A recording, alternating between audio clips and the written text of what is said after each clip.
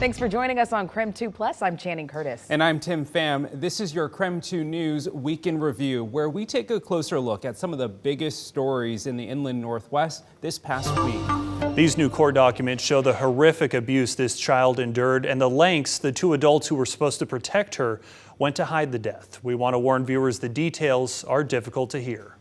It's hard to imagine an 8-year-old girl weighing 26 pounds, but that's what a medical examiner noted during the autopsy of Mila Miller. Police say in the months leading up to her death, she was tied up and tortured. Now, her adoptive aunt, Mandy Miller, and her boyfriend. Is this Alexander Kurmaroyov? Kurmoyarov. Yes, sir. Have been charged with murder. Police say they hid the child's body in their Airway Heights home for more than 3 months. The two were arrested in Mitchell, South Dakota this December after a funeral home reported they were trying to bury a child on the Rosebud Indian Reservation without any sort of paperwork documenting the death. Authorities there called Airway Heights police after finding Mila's body inside a casket in the back of a U-Haul trailer. Obviously, this is an incredibly serious offense, the murder of a child. This was part of a pattern of abuse that, as you can see from the probable cause affidavit, involved restraining this child's hands and feet with zip ties, which matched up to the ligature marks found by the medical examiner. According to court documents, the couple said they didn't call an ambulance the day Mila died because they thought it would take too long. Kurmoyarov said they kept Mila's body for months because they, quote, wanted to spend more time with her. When Spokane County detectives searched the couple's home, they found zip ties, an excessive amount of cleaning supplies, and air fresheners plugged into almost every outlet. Months before this, neighbors in Airway Heights reported the couple multiple times, and school counselors were worried since the 8-year-old had not been in class for several months. Between February and March, police attempted to make contact with the couple at least 5 times, but no one came to the door. Then in August, an officer did observe the 8-year-old breathing in her bed a month before her death. The Airway Heights police chief says their investigation will also look into how the alleged abuse went on for so long. The couple is now charged with murder, criminal mistreatment, and unlawful imprisonment. A judge set both of their bonds at $1 million. They're scheduled to be back in court February 7th. In the studio, Kyle Simchuk, KREM 2 News. Ann Taylor is the public defender assigned to Bryan Kohberger in Latah County. She normally works for Kootenai County, but the judge brought her in because of the high-profile case. We confirmed Taylor represented someone in 2022 with the same name as a murder victim's parent, but this connection doesn't surprise former criminal defense lawyer Mo Hammoudi. There is nothing sinister or nothing untoward about learning about a conflict. It happens all the time in any public defender office. There are always potential conflicts of interest because the public defender's office represents large amount of members of society. He says when this happens, the attorney has an independent obligation to address the potential conflict. Then the court makes its own determination. What needs to be determined is what is the matter and what is the representation. So the cases have to be analyzed, the facts need to be analyzed, and then a determination needs to be made. But whether it impacts the court process depends on what type of conflict there is. There is what's called a concurrent conflict of interest, which means that at the same time, concurrent meaning at the same time. And that's where there's a significant risk that the representation of one or more clients will be materially limited by the lawyer's responsibility to another client, a former client, or a third person. And concurrent conflicts of interest can arise from the lawyer's responsibilities to a former client. Hammoudi says this means a lawyer cannot use information relating to a previous representation to the disadvantage of the former client. Idaho court filings show Taylor represented the parent up until as recently as January 5th. On this day, Taylor signed an attorney substitution to take over those court proceedings. All this just one day after her newest client arrived to Idaho from Pennsylvania.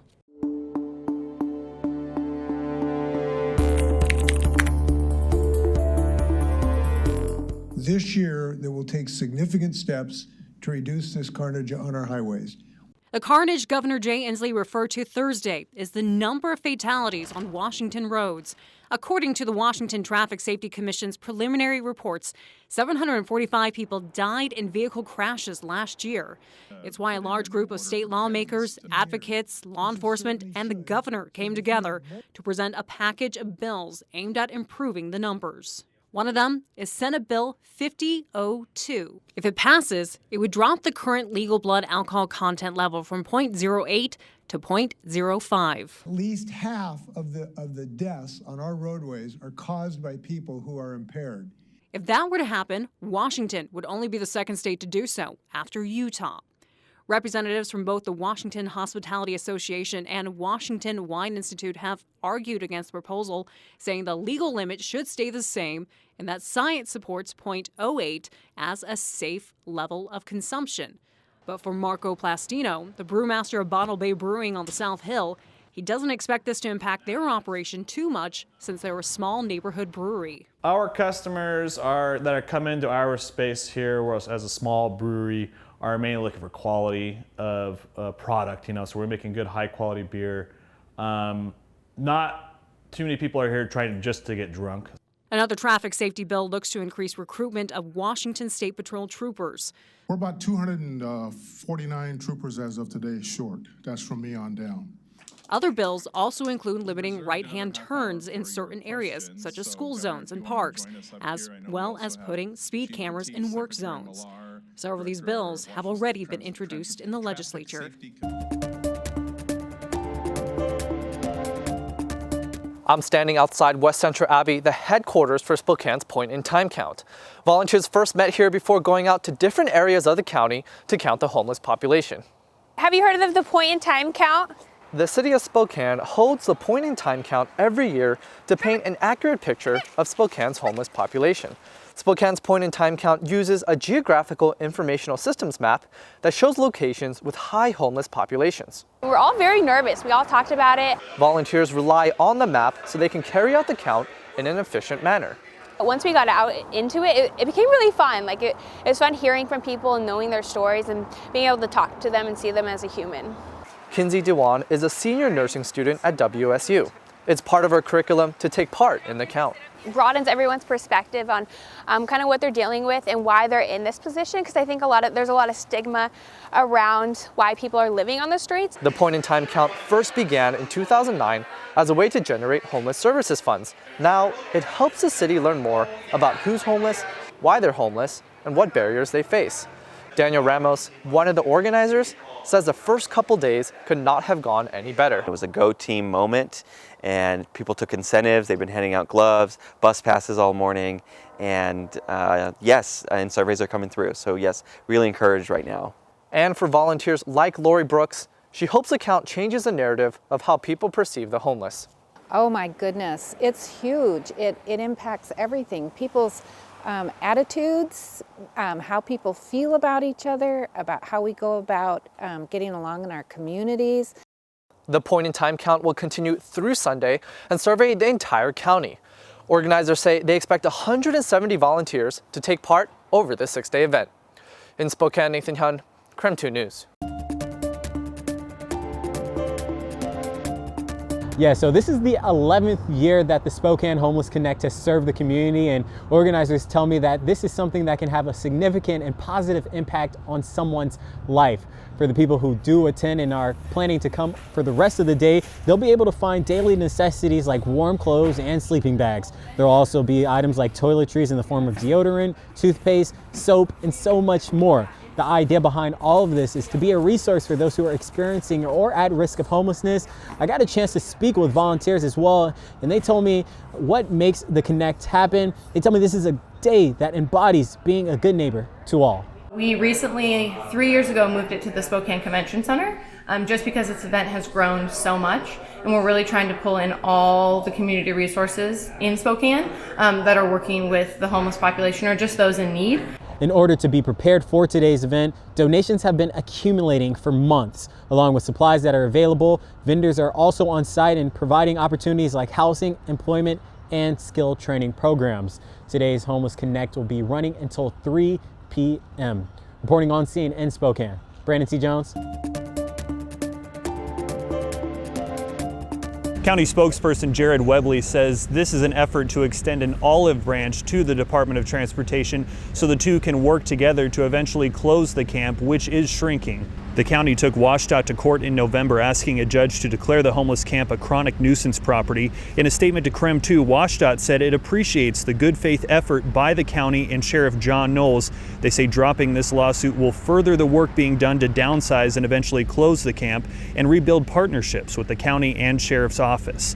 Now this week, the camp dropped to less than 150 people according to WSDOT. This photo shows what the camp looked like November 15th compared to January 12th of this year. Now, while the county has dropped its lawsuit, a group of campers, Jules Helping Hands, and Disability Rights Washington still have a federal lawsuit against the city and county. A judge granted a temporary restraining order preventing law enforcement from clearing out the camp. And there's a motion hearing this Friday where a judge could decide to extend that order. In Spokane, Kyle Simchuk, KREM 2 News. I'm here on one of the floors of the Catalyst project, and I'm told that an additional floor will be opening up next week. And today, we had an inside look at what one of these rooms look like. Yeah, so this is a pretty typical participant room on one of our first 3 floors. Program Director Christine Canegard is helping transition people from the I-90 homeless encampment to temporary housing.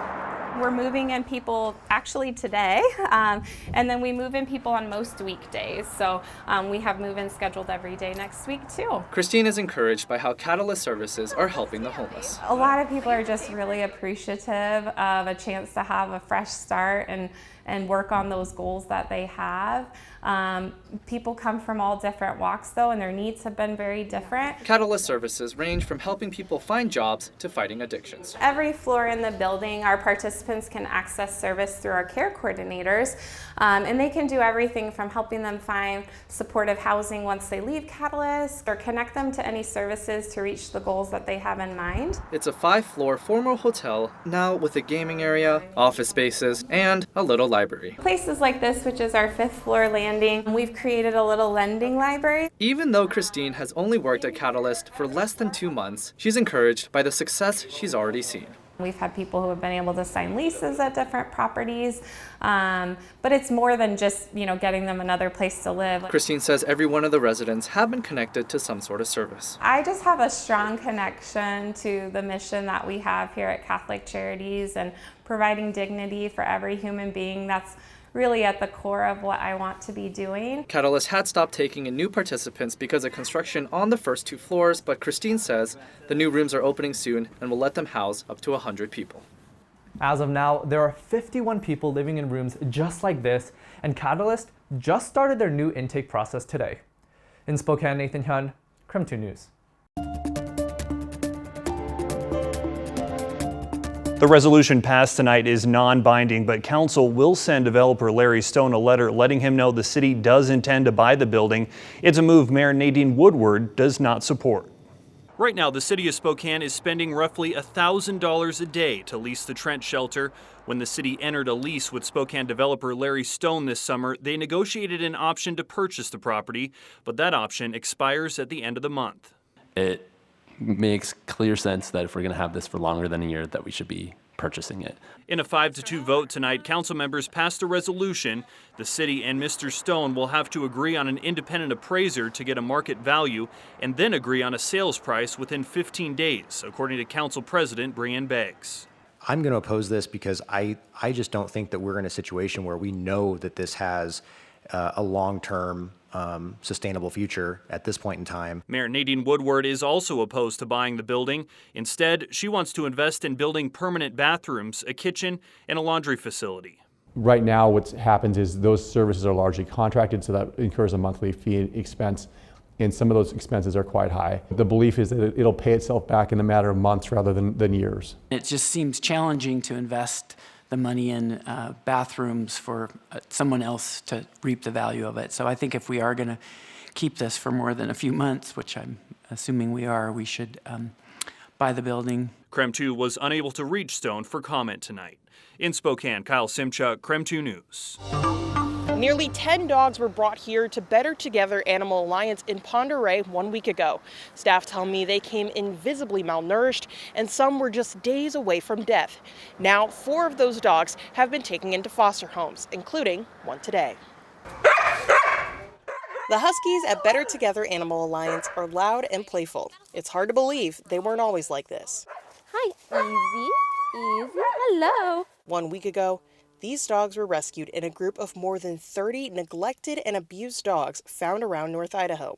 It was a sight Director of Storytelling Andrea Nagal says she's never seen. Whenever you see animals in that kind of condition, it's difficult. Now, they're attracting attention for all the right reasons. Drinking water, being treated for whatever ailment they might have. Sorry, I'm very distracted by how cute they are.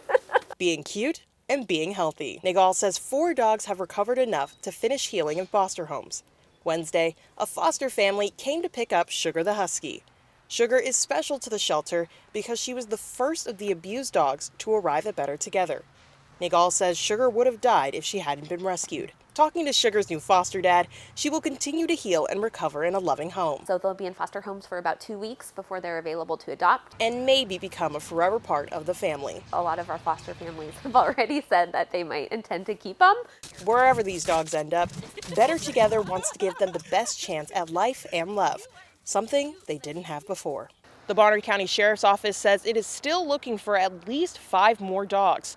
The person who fostered Sugar today tells me him and a group of 15 other people have been working to find these dogs in need. They found at least 10 and are continuing to look for more. In Pend Oreille, Janelle Finch, KREM 2 News. Well, Nathan Beal is already sentenced to nearly 32 years in prison for killing his ex-wife, Mary Schaefer. Now he could face even more time behind bars for allegedly killing a man he didn't know for practice. Nathan Beal is back in court for another first-degree murder charge. He is accused of killing Andrew Bull in April 2 years ago. Andrew's death was just 2 weeks before his birthday. You're not supposed to bury your children. You know, they're supposed to bury you. Lori Bowers, Andrew's mom, says her family is eager for justice. I just want him to be able to also be at peace. I don't feel like he's at peace yet. At the time of his death, Andrew was living on Spokane's streets, but his family wants him to be remembered for more than just that. Just because he had some struggles doesn't mean that he wasn't loved by his sister and his brothers and his mom and friends. Investigators believe Beal shot Andrew for practice just 4 months before killing his ex-wife. While Andrew's family is eager for justice, getting to the start of this trial is emotional. I would be lying if I didn't say I was scared.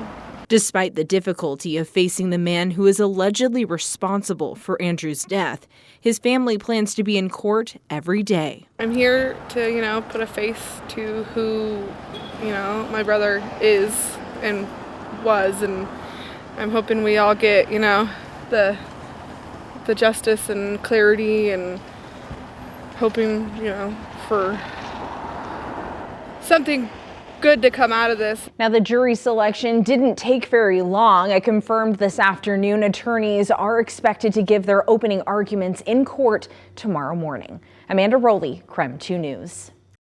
Nathan Beal is now on trial for a second murder. And this morning, attorneys explained to the jury why they believe he is guilty or not guilty of Andrew Bull's death. Now, prosecutors said initially investigators had no idea who shot and killed Andrew, and they had no solid leads. That is until a few months later. Spokane police were investigating the death of Beal's ex-wife. During a search of the suspect's apartment, they found 9mm ammunition that was the same style of casing found near Andrew's body in downtown Spokane. Now, the prosecutor argues the results of ballistic testing on the firearm also found at Beal's apartment prove he is guilty of Andrew's murder. But Beal's defense attorney argues there is still not enough evidence to prove this beyond a reasonable doubt. Through that testing, it concluded that the gun that was found in the defendant's apartment was in fact the firearm that was used to kill Andrew Bull. What they did not find was a relationship between Mr. Beal and Mr. Bull. They did not find a credible witness that saw Mr. Beal that night. Now take a look at this. This is video we are seeing for the first time. The detective on this case took the stand to testify this afternoon, and he strung together more than a dozen surveillance videos that he believes shows the suspect's walking route to and from the alley where Andrew's body was found. In one of the videos, you can also hear what prosecutors are saying is a gunshot. The defense attorney argues there are other people occasionally seen in some of the security videos, and it's not clear enough to be certain it was Beal in those videos. Now, prosecutors called on a few other witnesses today, including the victim's friend who found him in the alley in downtown Spokane and called for help, and a woman who lived near the area who testified that she heard that gunshot. Court will be resuming tomorrow morning. Reporting from the Spokane County Courthouse, Amanda Rowley, KREM 2 News. Well, today attorneys dove into details that stood out to investigators in the string of surveillance video clips previously presented to the jury yesterday. Now, prosecutors believe those video clips capture Nathan Beal's walking route to and from the crime scene in downtown Spokane. Now, the lead detective on this case compiled the surveillance videos from several businesses. He told the jury at one point he noticed the suspect crouching behind trash cans after passing someone else in an alley on his way to the crime scene. Now, the detective believes the suspect did this to canvass the area and select a victim. Another detective said the person in the video, who they believe is the suspect, had a noticeable duck walk. That detective later noticed Beal had a similar walk when they first met for an interview.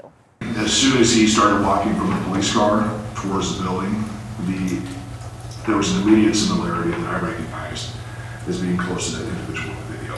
Specifically, the slight duck walk with the left foot pointed out. I was a little bit excited at that point because it kind of hit me like a ton of bricks. Like, whoa, this might be the individual. Now, another Spokane police detective testified about the web searches found on Beal's cell phone. He said on 7 different instances, Beal's phone showed Google searches for terms including Spokane murder and Spokane homicide rates. Now, the defense attorney had a chance to question this testimony from each of these detectives today. She later argued that anyone could be concerned about murder or homicide rates in the Spokane community and simply look them up. As for the person seen crouching near the trash can, she argues they could have been doing something else, like checking and looking at their phone. Again, pointing out that the image of these videos is not clear enough to be certain that the individual they're pointing at in this case is Nathan Beal. Reporting from the Spokane County Courthouse, Amanda Rowley, KREM 2 News. Well, Nathan Beal took the stand today to defend himself to the jury, but during his testimony, that's when some chaos broke out in the courtroom, and that's because the prosecutor claims Beal lied when he asked him if he ever fired the gun that was presented as evidence in this case, the murder of Andrew Bull. Now, this is important because in this murder trial for the death of Andrew Bull, attorneys cannot discuss the previous trial relating to the murder of Beal's ex-wife, which he was convicted of. Court documents for both cases say Beal used the same gun to kill his ex-wife and allegedly kill Andrew. During his testimony today, Beal maintained he never owned the gun and just had it in his apartment. Now, he admitted to giving his girlfriend the money to buy the gun and to put it in her name. Beal also told the jury he has handled the gun, but the prosecutor believes Beal lied about whether he ever fired the gun, and that's because Beal was already convicted of shooting the gun to kill his ex-wife. Here's the line of questioning Beal had with the prosecutor today. Sir, is it your testimony that you have never fired this gun?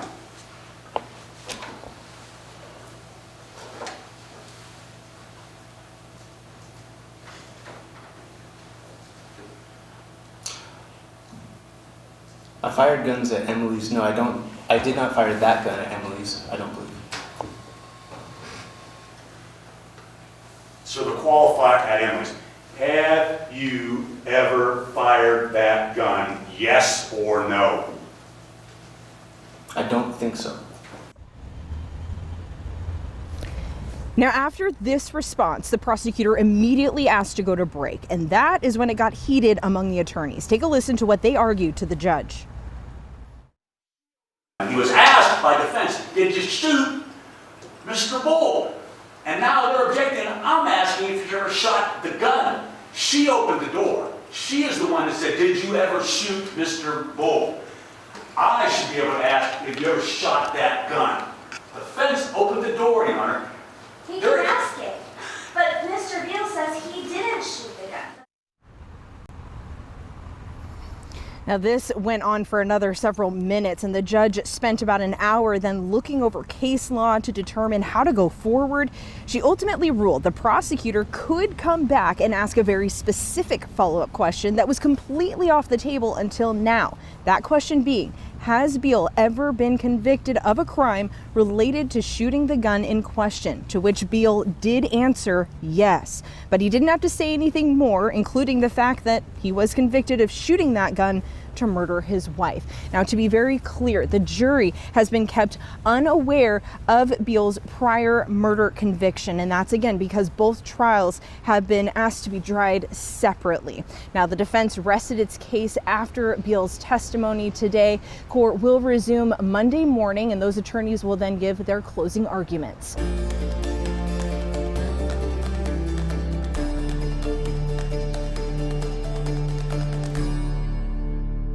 The Spokane Valley Fire Department says in 2013, crews responded to 13,000 calls for service. Almost 10 years later, the department is responding to an additional 10,000 calls in the year, an increase that comes with its fair share of costs. The Spokane Valley Fire Department says on a normal day, the department can average 3 calls every hour, but 2022 was anything but normal. The trajectory of our department is only getting bigger and busier with regard to our demand for service. Fire Deputy Chief Zach Bond says 2022 had a record number of incidents, over 23,000, the most in 1 year in the department's history. The biggest group of calls by classification or call type is calls for advanced life support, or ALS, and we call that an EMS call, or emergency medical services. Bond says meeting the increased demand has been challenging on crews and supplies. It's the amount of work that we're able to put into that 24-hour period that is being affected. Clearly we're using more diesel fuel, clearly we're using more supplies to be able to do what we need to do. But in terms of personnel, we're just working our firefighters harder and harder. The department says the number of calls and cost of diesel fuel has taken a toll on the annual budget. The department projects fuel costs will put them 40% over budget for 2022. All this even with less equipment on the roads. We're actually running one less heavy piece of equipment than we were back in 2013. But just for comparison's sake, back in 2013, this department ran about 13,000 calls. So we've increased the service demand by 10,000 calls per year with one less heavy piece of equipment to provide that service.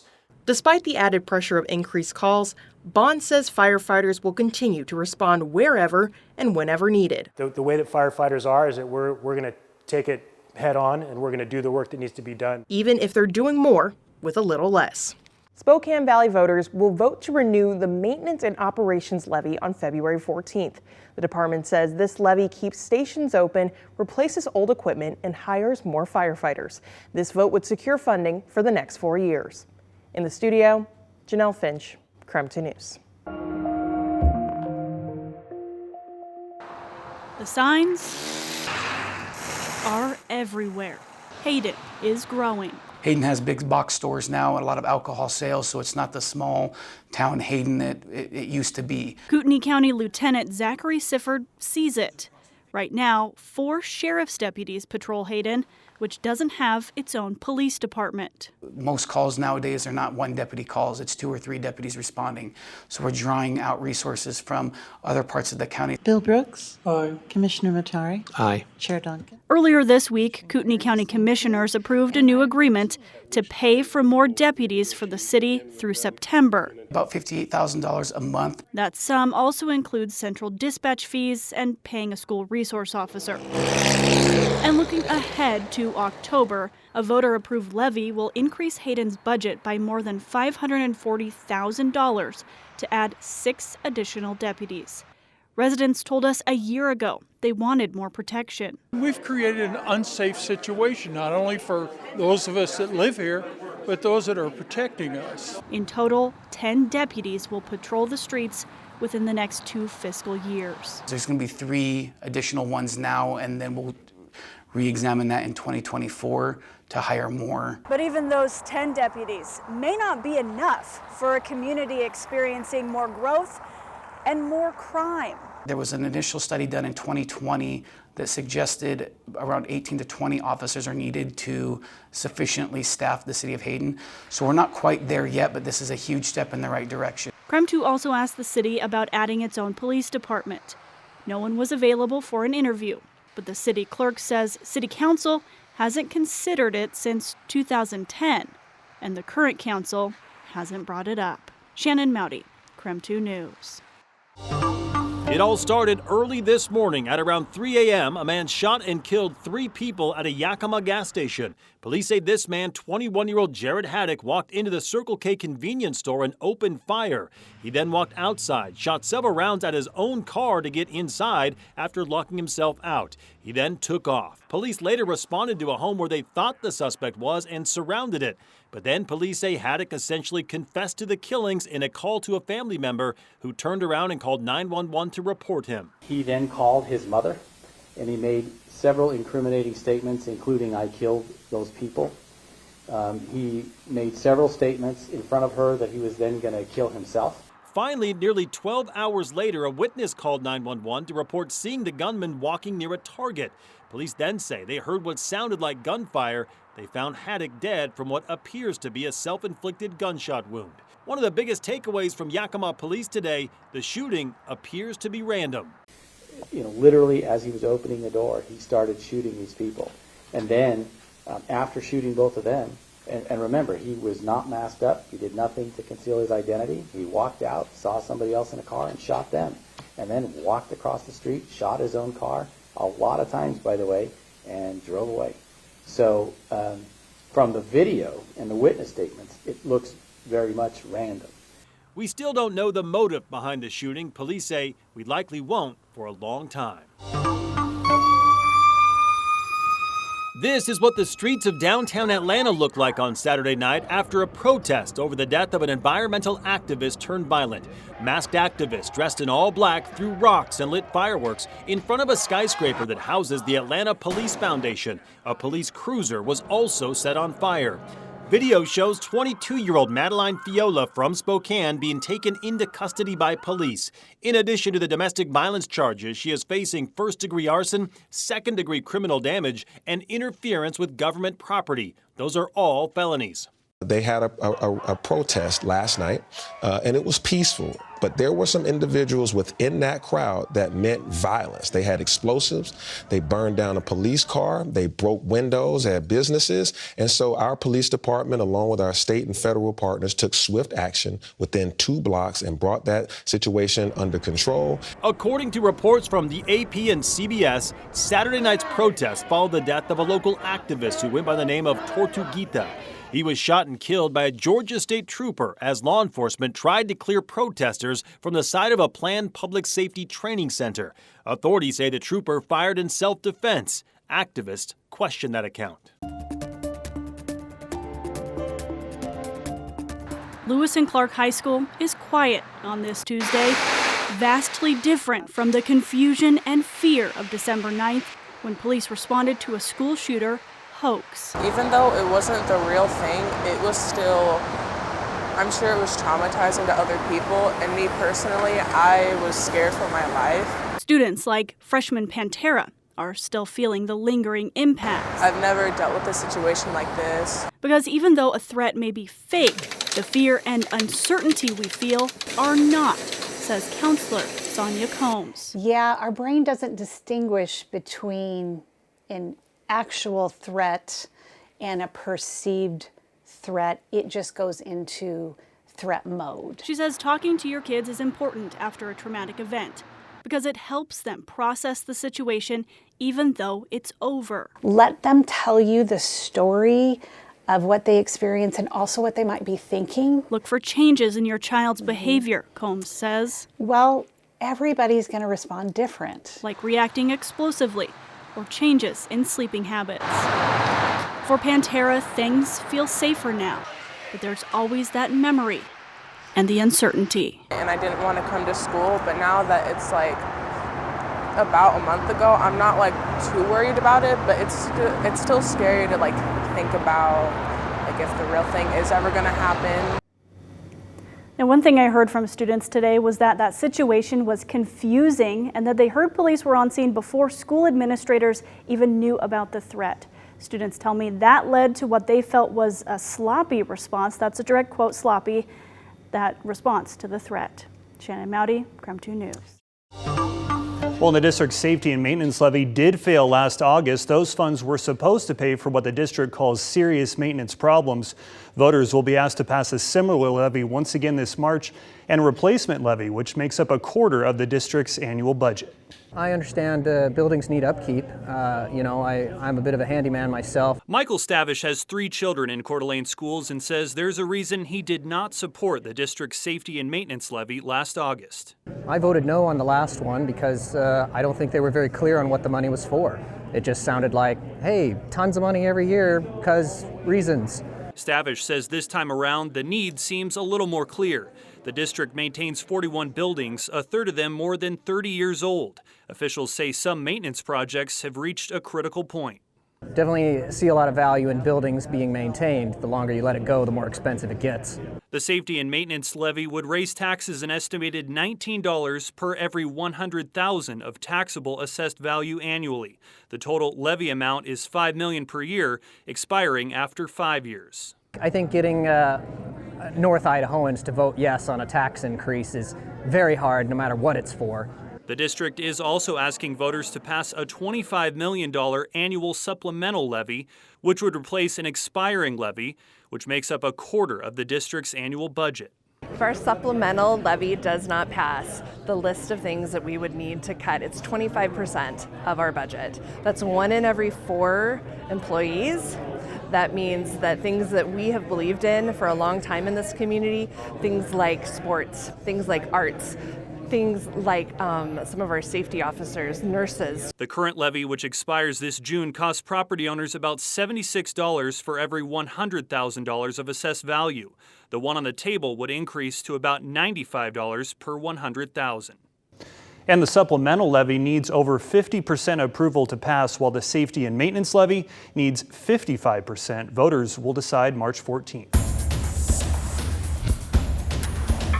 Pauline Flett Middle School is one of the 2 newest middle schools in Spokane. On top of building a new school and facilities, the school is also in need of coaches for their brand new athletic teams. Flett was lucky enough to have one former Gonzaga basketball player already on staff, and she was the key to enticing the new boys basketball coach to the school, a coach who just happens to have some NBA experience. Former Gonzaga great and Los Angeles Laker Robert Sacre was content coaching his daughter and his 5th grade son's basketball team.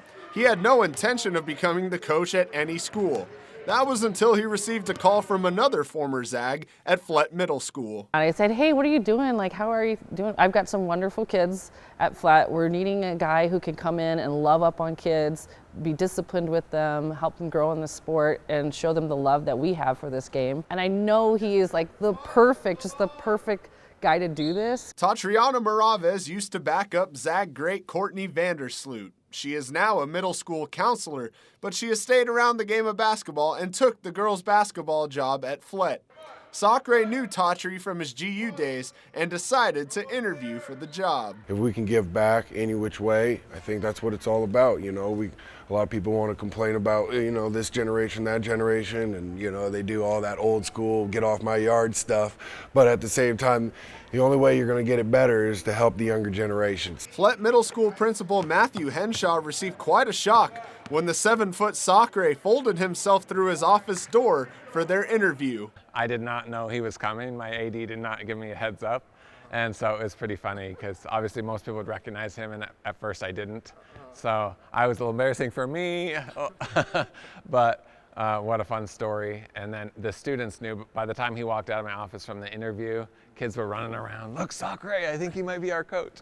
The main message preached from Coach Sacre to his team is accountability. I personally put a lot of pressure on these guys because, you know, that's life, you know, and I think it's important that I learn life lessons throughout the game of basketball. So I think for me, to hold these guys accountable and put pressure on them at a young age, it's important. Coach Sacre is a straightforward coach, and he expects a lot from his players, including running a transition offense similar to his old college. I learned a little one or two things from Coach Few, you know.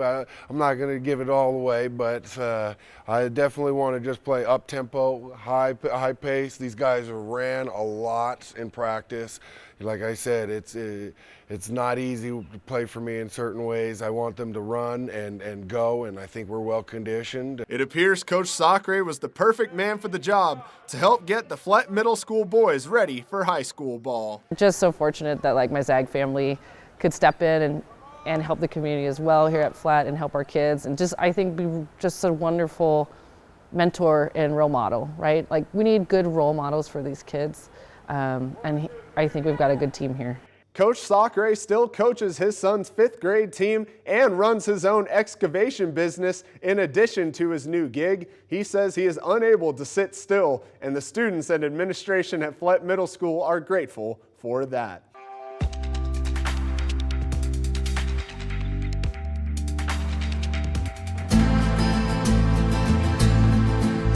Don't linger too long in the outhouse.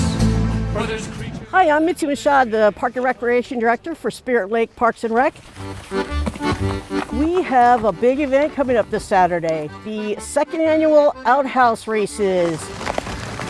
We do a winter festival, and so I kind of looked through to see, because I just started about 2 years ago, I looked through to see what types of activities they did, and they did comment that the attendance has been dropping. A gentleman in Rathdrum mentioned to me about outhouse races. I said, what? So I Googled it. It's a huge thing in some of these states. I don't know that there's any other outhouse race here in Idaho. So that's why I thought, you know what? We have the big back-in lawnmower races. We need to have outhouse races in the winter. Hi, I'm Colin from Settlemeyer's Resort and Restaurant. Last year we built this outhouse for the outhouse races here. Oh, we've got the all-important toilet paper, and you've got to have a toilet seat. And then we build in handles on either side here, so if it's a rough ride, you got something to hold on to, you don't fly out. I have a blueprint that I've been providing for people on our website. You have to have your push bar, and then you have your skis on the bottom. It's just a straight street that we race on. A lot of people, they weren't sure what it was, but it was one of those things that I asked Colin here with Settlemeyer's. I said, would you mind if we use your outhouse since you already won and you're the only one that built one? So Colin was more than welcome to let them use that. So as people started seeing what they were doing, then we ended up with 21 teams by the end of the day. It's a great thing. I would love to see like restaurants challenge each other from Main Street, or like here we have Spirit Lake Fire Department challenging the Coeur d'Alene Fire Department. So it's just a matter of getting people up to do it and letting them know, you know, how much fun it is. Thank you for joining us for this KREM 2 News Week in Review. Stay with KREM 2 News for the latest updates throughout the weekend. Now, to find our latest newscast on KREM 2 Plus, just take a look at the bottom navigation menu. I'm Channing Curtis. I'm Tim Pham. Thank you for joining us on KREM 2 Plus.